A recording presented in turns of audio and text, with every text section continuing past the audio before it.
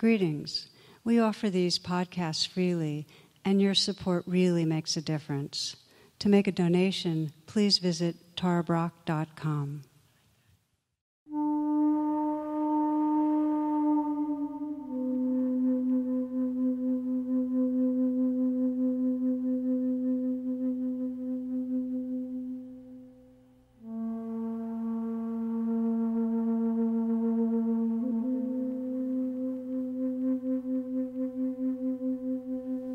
Namaste and welcome.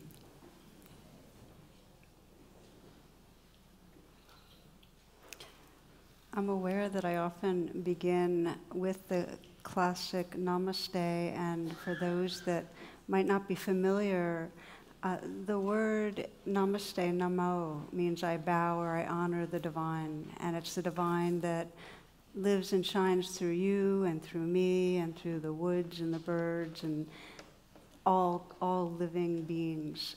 And it's interesting because in the West, when we greet people, we kind of put out our hand and say, "Hi, how are you?" And that's to show we don't have a gun. And in Asia, Namaste, I see the divine in you. It's a little bit of a different cultural twist. You know, there's an anonymous saying that everyone seems normal until we get to know them. And it's such a familiar experience, meeting someone in their kind of work persona or even their, casual social persona. And then if we happen to get to know them, all of a sudden, what unfolds is, we get a window into their insecurities and into their family secrets maybe, and into their sweet eccentricities and the whole range. And even behind that, a window into that depth of who they really are, a sense of goodness and beingness. So we can move from that, they seem normal, to something in us that's really engaged and in some way can say Namaste. But that takes a really deep attention. More often than not, we stay at the level with people where we're kind of living in our stories about them, who we've decided they are, and we don't keep feeling into who is here. And similarly with ourselves, we live with our narrative of what I need to do to be okay and what I'm doing wrong, which makes me not okay. So it's rare that we're paying that attention inwardly or outwardly. So there's really that spirit of Namaste. And that's going to be our exploration tonight, because there's that gap between living in the projections and that deep potential to see each other, to look into another's eyes and really see the gleam, the light of consciousness and goodness. That gap is really where our suffering is. We don't recognize who we are, and we don't recognize who others are. If we ask that question that's so powerful, what is between me and feeling really happy or connected in this very moment?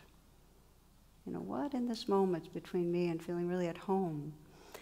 What we'll find is that in this moment, if there is something blocking us, that we're living in some sort of a story or idea about how things are that's in some way making I'm wrong, or you're wrong, or something's missing. But this moment is not okay as it is. So it's worth investigating that one. Because the Buddha basically taught that the core of our suffering is this delusion that we really don't see who we are. And I have a favorite illustration. If you've been with me for a while, you'll know it.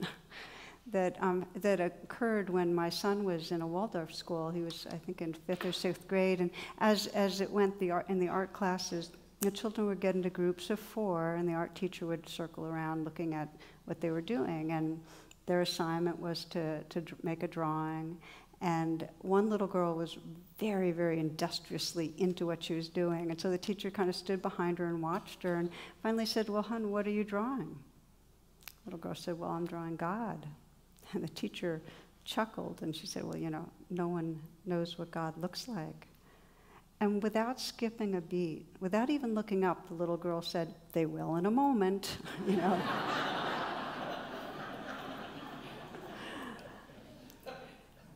So I love that story because John O'Donohue's no longer alive, wonderful poet, philosopher, said, whatever happened to our wildness?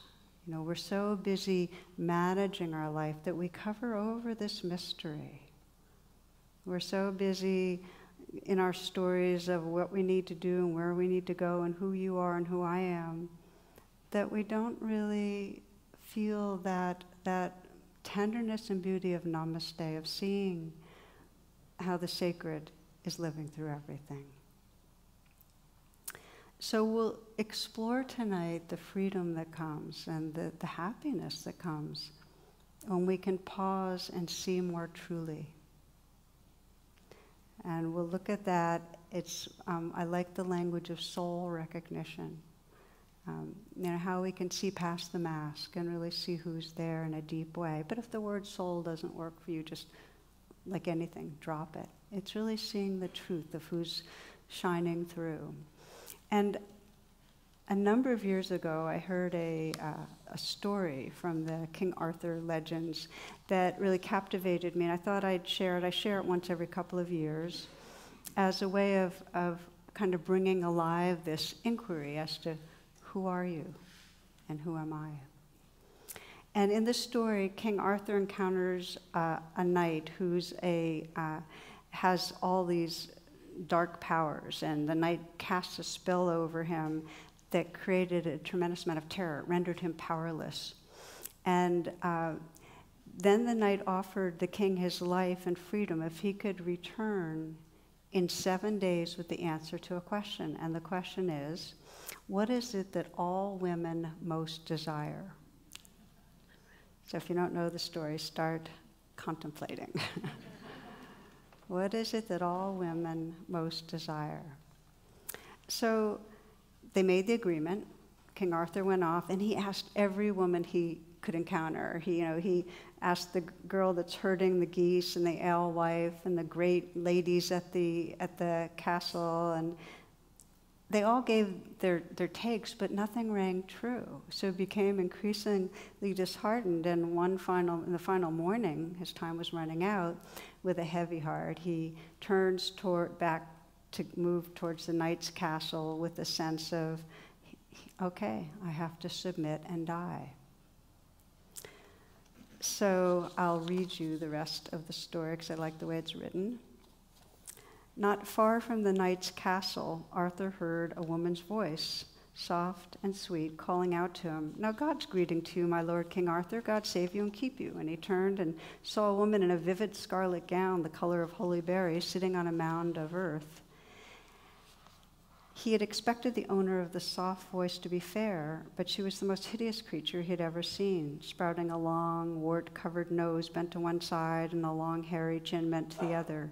She had only one eye. Her hair hung in gray, twisted locks, and her hands were like brown claws, though the jewels that sparkled on her fingers were fine enough for the queen herself. She mysteriously knows on what errand he rides. She knows that he's asked many women what it is that all women most desire. All have given him answers, and not one the right answer. She then informs the astonished king that she and she alone knows the answer he's seeking, and that for her to tell him, he will have to swear a solemn oath that he will grant her whatever she asks of him in exchange. To this he readily agrees. She beckons him to bend his ear to her lips and whispers. The moment he heard it, Arthur knew in his very soul that it was the true answer. He caught his breath in laughter, for it was such a simple answer after all. The answer he was given to the question, what is it that all women most desire, was sovereignty. Arthur asked what she would have in return, but the lady refused to say until he had tested the answer on the dark night. So Arthur went off, gave the true answer, and with it won his freedom. He then made his way back to the spot where the lowly lady was waiting for him. Upon his return, the reward that Dame Ragnell asked, for that was her name, was that he bring to her from his court one of his own knights of the Round Table, brave and courteous, and good to look upon, to take her as his loving wife.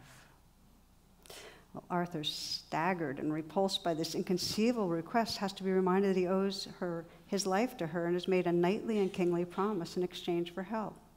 Of course, for Arthur to assign the task to someone would be to disrespect the sovereignty of one of his own knights. The choice must be made freely. When Arthur returned to the court, he told the full story of his week's adventures to the astonished gathering of knights. His nephew, Sir Gawain, out of loyalty to his uncle, the king, and out of his own goodness, offered to marry the lady himself. Arthur, ashamed and heavy-hearted, would not let Gawain make the vow without seeing her first. So the knights rode out in company the next morning to the woods, and after some time they caught a glimpse of scarlet through the trees. Sir Kay and the other knights were sickened by the sight of Lady Ragnell, and some were even insulting to her face. Others turned away in pity or busied themselves with the horses. But Sir Gawain looked steadily at the lady. Something in her pathetic pride and the way she lifted her hideous head caused him to think of a deer with the hounds about it. Something in the depth of her bleared gaze reached him like a cry for help. He glared about him at his fellow knights. Nay now, why these sideways looks and ill manners? The matter was never in doubt. Did I not tell the king that I would marry this lady? And marry her I will if she will have me. And so saying, he jumped down from his horse and knelt before her, saying, My Lady Ragnell, will you take me for your husband? The lady looked at him for a moment out of her one eye, and then she said in a voice so surprisingly sweet, Not you too, Sir Gawain, surely you jest like the others. I was never further from jesting in my life, he protested. She tried to dissuade him. Think you before it's too late, will you indeed wed one as misshapen and as old as I? What will you secretly feel? You will be shamed, and all through me, said the lady. Lady, if I can guard you, be very sure I can guard myself, Gawain said, glowering around at the other knights with his fighting face on him. Now, lady, come back with me to the castle, for this very evening is our wedding to be celebrated. To which Dame Ragnell replied, Truly, Sir Gawain, though it is a hard-to-believe thing, you shall not regret this wedding. Word ran ahead of them from the city gates, and the people came flocking out to see Sir Gawain and his bride go by. All were horrified beyond even their expectations. That evening, the wedding took place in the chapel. Sir Lancelot was the first to come forward and kiss the bride on her withered cheek, followed by the other knights. But the words strangled in their throats when they would have wished her and Sir Gawain joy in their marriage, so they could scarcely speak. Only Cabal the dog came and licked her hand with a warm, wet tongue and looked up into her face with amber eyes that took no account of her hideous aspect, for the eyes of a hound see differently from the eyes of man. Dinner conversation was feverish and forced, a hollow pretense of gladness through which Sir Gawain and his pride sat rigidly beside the king and the queen at the high table. At last, the forced festivities came to a close, and it was time for the newlyweds to go to their wedding chamber in the castle. There, Gawain flung himself into a deeply cushioned chair beside the fire and sat gazing into the flames. A sudden draught drove the candle flame sideways, and somewhere very far off, as though from the heart of the enchanted forest, he fancied he heard the faintest echo of a horn. There was a faint movement at the foot of the bed, and the silken rustle of a woman's skirt. A slow, sweet voice said, Gawain, my lord and love, have you no word for me? Can you not even bear to look my way?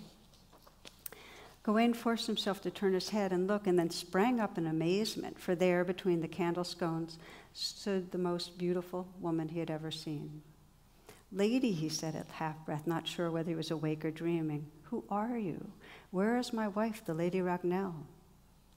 I am your wife, the Lady Ragnell, said she, whom you found between the oak and the holly tree and wedded this night in settlement of your king's debt, and maybe a little in kindness. But I do not understand, stammered Gawain, you're so changed. Yes, said the maiden, I am changed, am I not? I was under an enchantment, and as yet I am only partly freed from it. But now, for a little while, I may be with you in my true seeming. Is my lord content with his bride? She came a little toward him, and he reached out and caught her into his arms. Content, oh my dear love, I am the happiest man in all the world, for I thought to save the honor of the king my uncle, and I have gained my heart's desire. And yet, From the first moment, I felt something of you reach out to me and something of me reach back and answer. In a little, the lady brought her hands down and set them against his breast and gently held him off. Listen, she said, for now a hard choice lies before you. I told you that as yet I am only partly free from the enchantment that binds me. Because you have taken me for your wife, it is half broken, but no more than half broken. Dame Ragnell explained that she was now able to appear in her natural form, but for half of each day, and Gawain must choose whether he wanted her to be fair by day and foul by night, or fair by night and foul by day. That is a hard choice indeed, said Gawain. Think, said Lady Ragnell. And Gawain said in a rush, oh, my dear love, be hideous by day and fair for me alone. Alas, said Lady Ragnell, is that your choice? Must I be hideous and misshapen among all the queen's fair ladies and abide their scorn and pity, when in truth I am as fair as any of them? Oh, Sir Gawain, is this your love? Then Sir Gawain bowed his head. Nay, I was only thinking of myself. If it will make you happier, be fair by day and take your rightful place at the court, and at night I shall hear your soft voice in the darkness, and that shall be my content. That indeed was a lover's answer, said Lady Ragnell, but I would be fair for you, not only for the court and the daytime world that means less to me than you do. And Gawain said, whichever way it is you who must endure the most suffering. And being a woman, I am thinking that you have more wisdom in such things than I. Make the choice yourself, dear love, and whichever way you choose, I shall be content. Then Lady Ragnell bent her head into the hollow of his neck and wept and laughed together. O Gawain, my dearest lord, now, by seeing that it was for me to decide, by giving me my own way, by according me the very sovereignty that was the answer to the original riddle, you have broken the spell completely, and I am free of it to be my true self by day and night. For 7 years, Gawain and Ragnell knew great happiness together, and during all that time, Gawain was a gentler and a kinder and a more steadfast man than ever he had been before. But after 7 years, she left, and no one knew where she went, and something of Gawain went with her.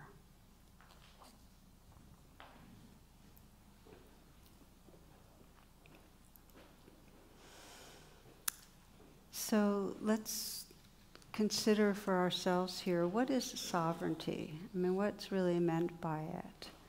And it's not a traditional notion of external power. It's not like having power over another, although sovereignty is fully empowering.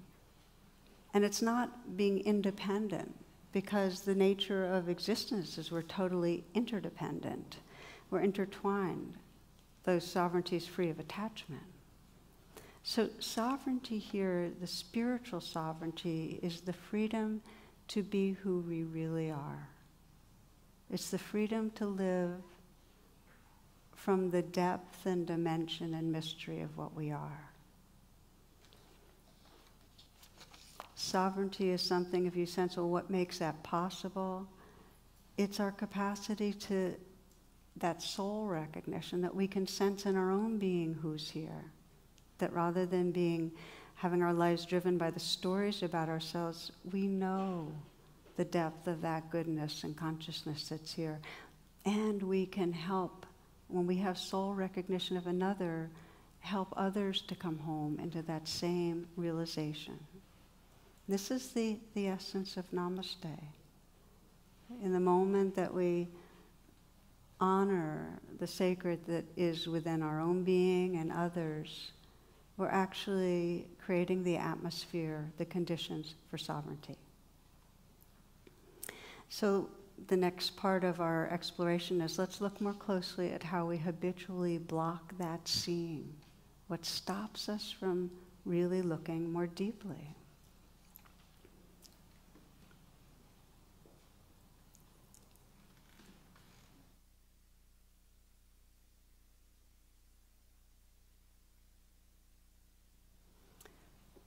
There's a ritual in the Bantu tribes of Africa that describe the father. There's a hut where all the children would sleep, and the father moves to the hut after they're asleep, and to each one of them, he offers a blessing, and the blessing is, be who you are.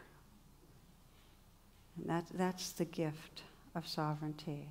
So I often use as a kind of metaphor for what blocks the notion that we come into this world and it's a challenging environment, and we create a spacesuit, a kind of egoic spacesuit to help us navigate.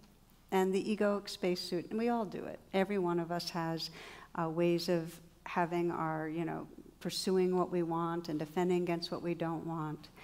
The challenge is we get identified with the spacesuit, and we really forget who's looking through the mask. We forget the heart that's there. And when we're identified with our spacesuit, we actually look out and see other spacesuits. We forget who's there. And so the most clear way of seeing what blocks soul recognition is when our spacesuit's involved in a kind of addictive pursuit. That's when we're least able to see who's there. And we know what that's like. The last class was a reflection on addiction. We know that when we're really driven or fixated on something, we want food, or we want sex, or we want somebody else to pay attention to us in a certain way, in a kind of codependent, or whatever it is, we're no longer seeing who's there. And we're no longer in touch with our own wholeness. It's whatever we're pursuing, when we're grasping after our own gratification, we cannot see more deeply.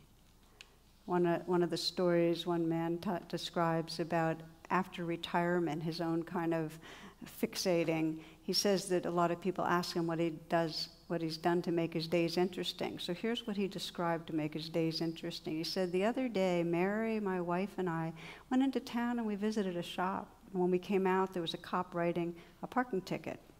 So we went up to him and I said, come on, man, how about giving a senior citizen a break? He ignored us and continued writing the ticket, so I called him a jerk. He glanced at me and started writing another ticket for having worn out tires, so Mary called him a creep. He finished a second ticket, put it on the windshield with the first, then he started writing more tickets.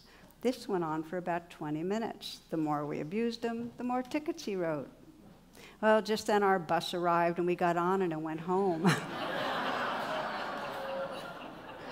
We try to have a little fun each day now that we're retired. It's important at our age. So even when it's not addictive grasping, when we're in some way having an agenda of something we want, whether we're wanting somebody to give us their money or their attention or whatever, they become two-dimensional. They're an object that can give us something we're not able to see. Now, in a similar way, soul recognition is blocked when there's some aversion going on. So it's when we're grasping after something, but also when there's aversion, when we don't like. I mean, you certainly can sense how when you're down on yourself, when you're criticizing yourself, it's very, very difficult in a sincere way to honor the depth of who you are. It's like the valve is narrowed. We're only seeing one thing. And so it's the same thing with another being. When we're in blame mode, we're no longer taking in who's there. We are in a trance when we're blaming someone else. We cannot see. When our heart is angry or blaming, we can't see who's there. We have fixated. So this is enchantment. This is our version, contemporary version of being in an enchantment or a trance. And and in some way, the mind map that we're in is creating separations. So what is it that we're believing? In other words, when you move through the day, what are the beliefs that keep you small and keep you from seeing? Well, sometimes the belief is, I have to do something for others to like me. I can't just be myself. Or sometimes the belief is I'm just not worthy enough for other people to care about me. Sometimes the belief is I'm better than other people, I'm superior. whatever the map is that we have, that's comparing, that's putting one down, that's putting one up, that's judging, that's anticipating, that has a story about the other person, whatever that map is, it stops us from seeing reality. Another illustration, there was a magician working on a cruise ship. This is a person that's creating a certain impression of themselves. And he has a parrot that's always ruining his act, saying in the middle of the trick, the card's up his sleeve, or he has a dove in his pocket, or he slipped it through a hole in his hat. So one day the ship sinks, okay? And the parrot and the magician find themselves together on a life raft. And for several days, the parrot sits silently and stares at the magician. On the fourth day, the parrot says, okay, I give up. What'd you do with the ship?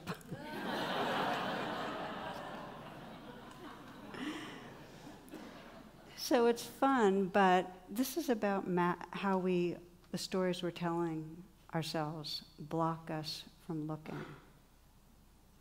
And there are many unconscious conditions we have that we meet people, or people act in a certain way, and it triggers old associations, and we're no longer seeing them. We're seeing a person from our past. Do you know what I mean by that? A person looks a certain way, acts a certain way. We're no longer seeing them. A lot of our filters, because we're talking about filters that block soul recognition, are handed down through our society. And we have so many filters of who someone is depending on their religion, or their race, or their socioeconomic status, and I could go on and on and on. Sexual orientation, gender orientation. We have so many presumptions. And I've talked often about the whole space of awareness and the line that goes to the middle, and whatever's under the line actually controls our perceptions. We're not aware of how much is under the line that's filtering what we're seeing about other people. I thought of this a lot last week when many of you remember the criticism of Congressman Maxine Waters and the reporter April Ryan all happened in the same, I think, 24 or 48 hours, whatever it was. And there were real disrespectful treatment from white males, right? And then following that, there was a really amazing sharing from African American women, of story after story, all across the country of the just multiple violations, some of them more quiet and some of them more blatant. Things like, being assumed that they were in some way the cleaning staff or the assistant rather than one in charge, and on and on and on. All these filters, making these biased assumptions. Well, that's us. We all have these filters. And if we want to wake up, if we want to have the power and freedom of Namaste, we need to be able to train to be able to see past the filters, past the mask, to who's there. So let's just pause for a moment. We'll do a brief reflection.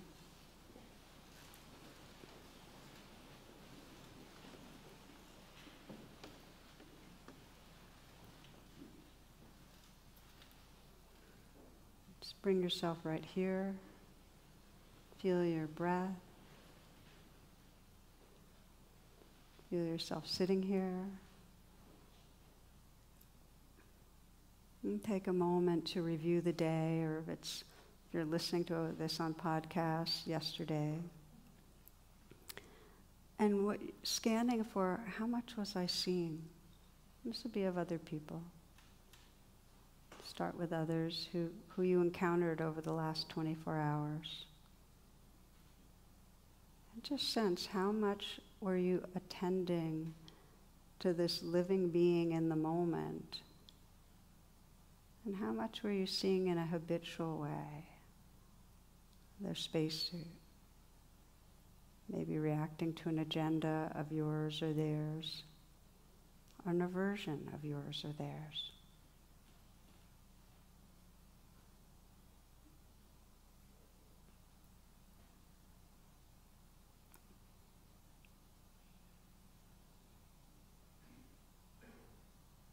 without judging, just to notice what's your habitual lens like.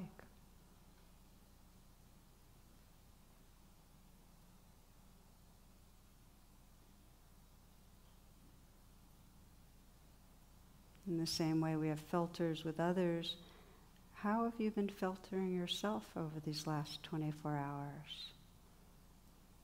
How much have you been inside the story of, in some way, a deficient self, or a self that needs to do something to be okay, that's trying to achieve, trying to cross things off a list? A self that's victimized, any story. How much have you been in a story? And have there been moments of the simple honoring of the awareness, the heart that's here, that kind of inner namaste?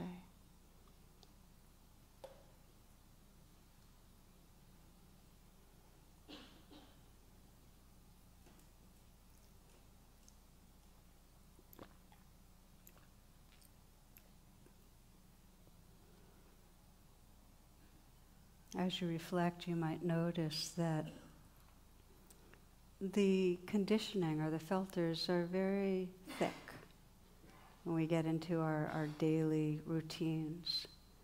And the route to soul recognition is a very intentional presence, where there's a pausing and a real deepening of presence, of looking, a non-judging attention to what's here. But if we stay with the rising experience of our own being or another, truth reveals. The mask becomes more transparent. This last part of our exploration, we'll explore the three seeings for soul recognition, really. And one seeing is that we pause and we actually sense the vulnerability, the humanity of another. And then what that leads to also is, in that present, sensing the underlying light of their goodness, the heart. And then the deep seeing of beingness itself, just sensing that just what's looking out through your eyes is looking back at you through their eyes. So in the story, and if you'd like to open your eyes, it's fine, or if you prefer to contemplate with your eyes closed, it's fine. But in the story with Gawain and Dame Ragnell, the first seeing was when he first met her, and he sensed her vulnerability. And he said, from the first moment, I felt something of you reach out to me and something of me reach back and answer. He felt her humanity. He felt some empathy there. And this is a powerful training for all of us, to begin with this seeing where, we start with ourselves. Can we shift from that place of judging or avoiding parts of ourselves to really sensing that whatever we're judging is a part of us that has some unmet needs, that's coming from unmet needs, and it needs our love, whatever we're judging. And so we begin by paying attention and learning to bring that seeing of vulnerability to our own experience. And that extends itself. It's amazing that if you can begin to get softer with your own vulnerability, that seeing will extend to others. And I was thinking of, an example for this, and I was remembering one young man who's a regular here at our Bethesda class, and he was assistant to the vice president in a large company, and he was a really hardworking guy, and he took a lot of initiative. Now, his boss was like a financial wizard with very, very minimal people skills. And so he was this brilliant guy, but his emotional intelligence level wasn't super high from what I gathered. Because this guy would work really hard, and his boss never acknowledged anything. Even when he'd coordinate really major sales, he barely paid attention, but he was quick to pounce if anything went wrong. So this man who was coming to class was building up really huge resentment because this guy was actually interfering with his whole career path in a way in his mind, and he felt it was unfair, and he felt victimized, and he really, in his mind, his boss was mean-spirited and self-absorbed and a negative guy. Okay, so we began with what was going on inside him. and he's feeling angry and victimized. And as he began to investigate, he was able to sense, okay, well, that's the same way I felt about my father, that it didn't matter how hard I tried. I could never, ever get any real affirmation of value. And so then he got in touch with that part of that feeling in him, that hopelessness. I'll never be valued. I'll never be seen as worthy, and a sense of hurt. And then he asked the question I suggest, so it's such a valuable one when you begin to mindfully investigate your own experience. What does that part inside me need? How does it need me to be with it? This is the turn towards compassion. And for him, the need was that I matter, a reminder that I matter, a paying attention. And I asked him where he did get that from, and his partner and his grandfather were the two examples. So I said, just imagine that they're offering that to you. Just feel that and sense if you can offer that same energy inwardly. So it's almost as if you put your hand on your heart and they're offering in that message of you're valuable, we care, and that you sense it going through your hands right into your own heart.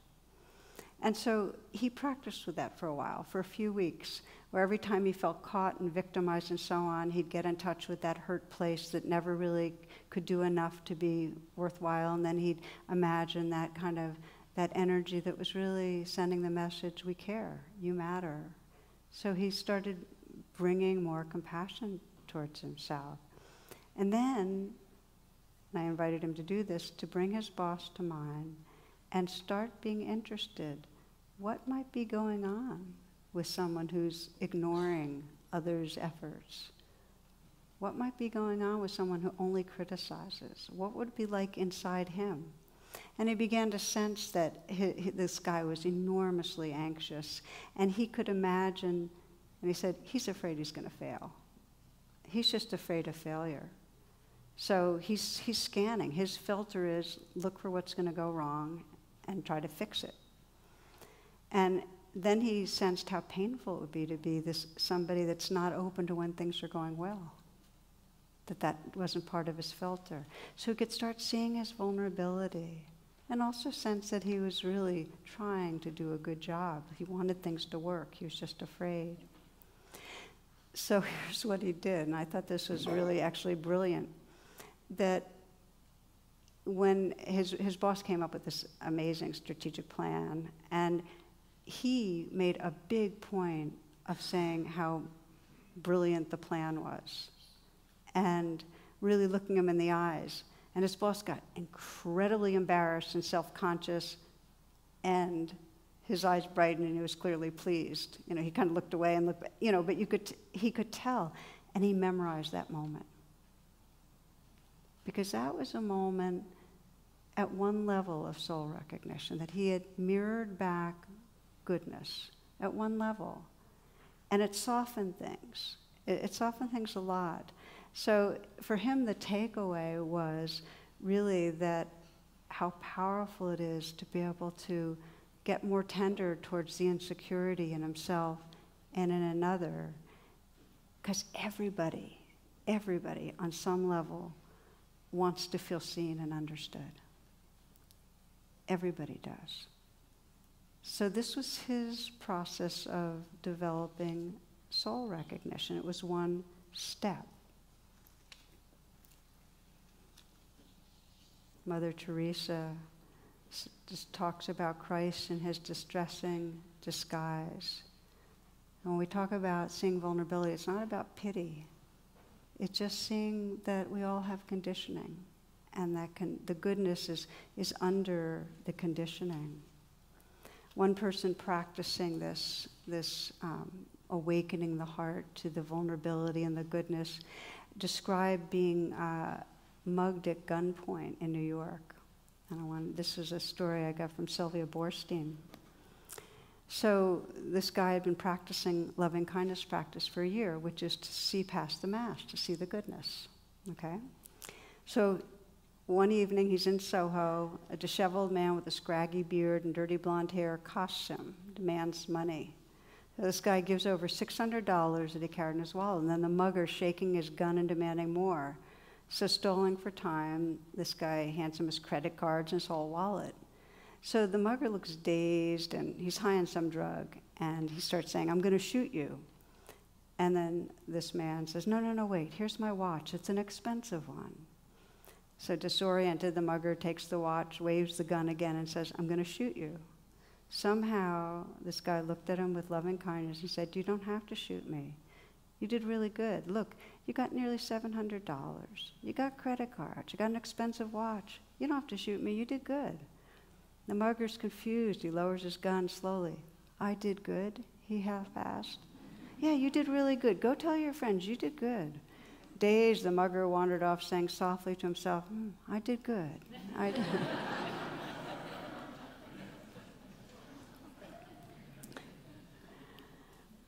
Now, I don't tell this story because this is the advice on how to talk down a crazed person with drugs. It might or might not be, but the point is really that in some way, this guy who'd been practicing this hard practice helped him to remember who he was, that deep down he is good. And we all want to feel that. We all want to know that. We all want to trust that. And we so quickly create unreal other. The opposite of Namaste is that the other is in our stories as bad or less than or better than. It takes a real intention to step out of those stories. One of the things I was thinking about was how one of the ways we're in enchantment is when we're driving, and especially when we're in traffic, and how we think of the other cars, and it's almost like the other cars have personalities, like they're people, and the people that are either in our way or, causing trouble or whatever. And I'm very aware for myself of getting annoyed when somebody's tailgating me, and getting annoyed when they're going too slow and they're in front of me. And I've always tried to figure which I don't like more. But so here I was, and it was about a year after my dad died, so it was like 2003 or 4. I remember I was on my way to a meeting, and I was late, and there was a car in front of me going really, really slow. And I had, in my mind, I stereotyped the car as some older woman was, just creeping along and shouldn't be driving anymore. And I was building up all my anger. But what I did was, when I finally could, I got alongside that car, and I looked in the window. And the person driving the car looked almost identical to my dad. And I went from angry to weeping in a moment. It was like, and I realized anytime I can look in the window and really look, I'll see a being. Maybe not that look like my dad, but a being with a heart and a being with consciousness that might be completely preoccupied and driving really poorly. But still, if I can look, something in me can soften. Does that make sense? So it's a training. It's a training to slow down and notice our stories, and notice how we've typecasted or stereotyped or been caught in our filters, and look more deeply. I know for parents, one of the biggest challenges is we really want things to be good for our kids and not to be bad. And out of our fears, we can latch on to how we want them to be different. That's just a kind of classic universal thing. And I think back to raising my son, who's now 30, and how many moments on some level I was wanting him to apply himself more and discipline himself better and help others more and, just be the person that I wanted him to, it's not like be who you are, be who I want you to be, little twist on the Bantu tribesman. But I also know that the greatest gift that I gave him were those moments of presence where I just saw this is a glowing, gleaming, living, sentient being that is precious. And to the degree that I slowed down at different times and was able to mirror back his basic goodness, to that degree it made it easier for him in this society to trust himself. That's the gift we can offer to each other with Namaste. And whether we want to do Namaste with a, deep bow, and that's a beautiful way to do it. I love bowing. I find bowing connects me to sincerity.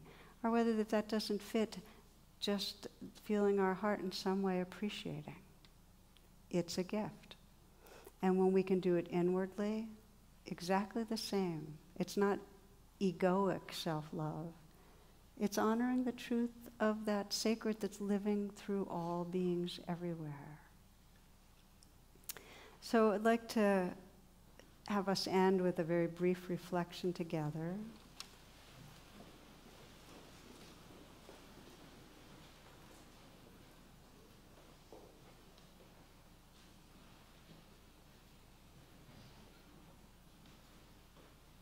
Tonight we use the legend of Sir Gawain and Dame Ragnell really to explore three seeings. And the first seeing is seeing the vulnerability. And the second seeing is seeing the heart, the way the goodness lives through. And the third is that pure sentience, sensing the awareness that is looking back at us, that lives through all of us. Seeing truly past appearances. Thomas Merton says, life is this simple. We're living in a world that is absolutely transparent and divine. The divine is shining through it all the time. This is not just a nice story or fable. It is true.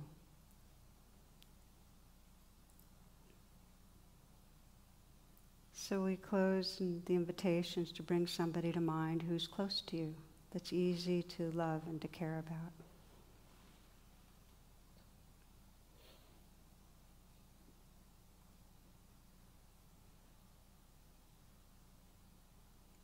And as you bring that person to mind, just sense their presence right here. Imagine their eyes. You could look in their eyes. And the first seeing is to see the vulnerability, to see how this human, like all humans, lives with fear and with hurt, insecurity.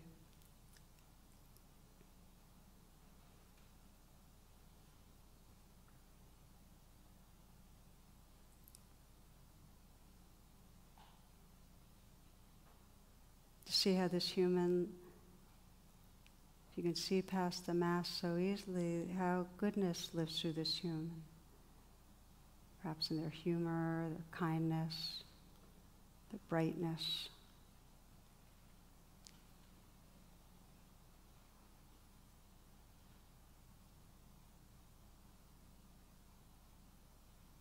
In the deepest way, that light of awareness, that awake presence.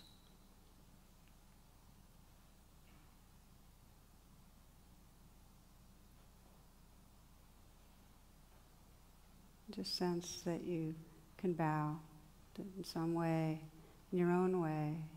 You can feel your namaste, your honoring of that being.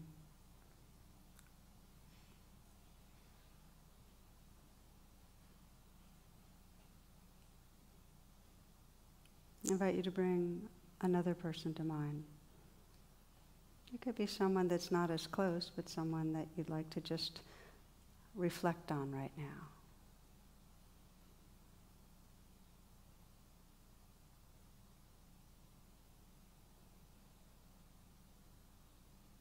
Again, sensing that person right here. So that as you reflect, you can become aware of the vulnerability that this person lives with. The natural hurts or wounds that make this person insecure, the fears of failure, the wants to feel more secure, more loved.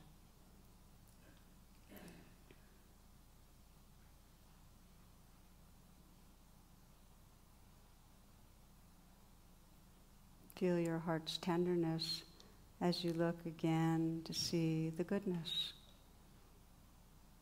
This person's creativity, vibrance, good heart.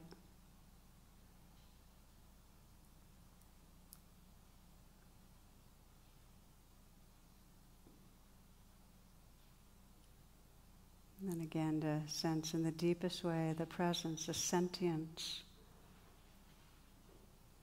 that innate wakefulness, that field that you both belong to.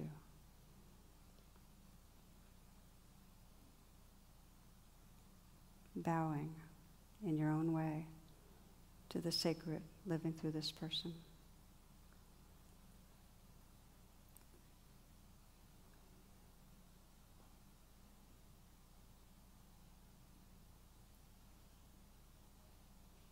And then bringing to mind your own being, that living being right here. Letting yourself connect with your own natural feelings of vulnerability, where you feel emotionally raw, or where you feel emotional difficulty, fear, upset. Just regarding that with tenderness.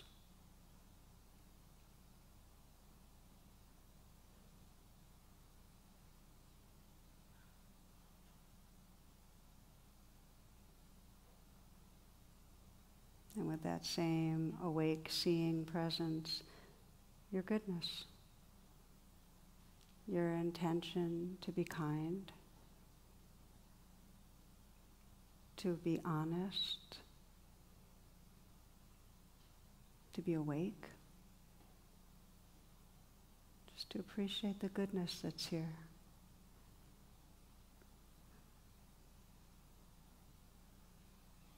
And to feel in the background this timeless presence, the ground of experience, the ground of what we are. And sense that namaste towards the life that's here.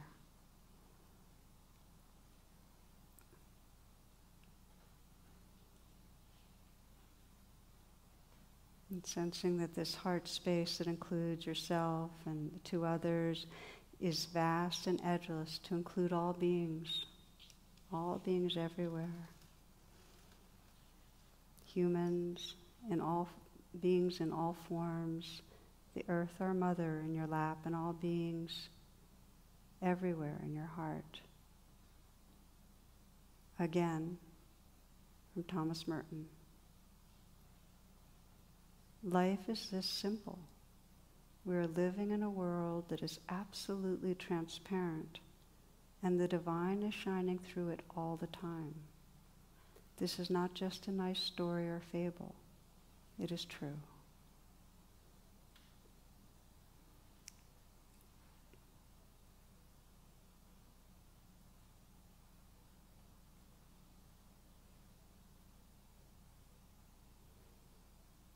Namaste and blessings to each. Thank you.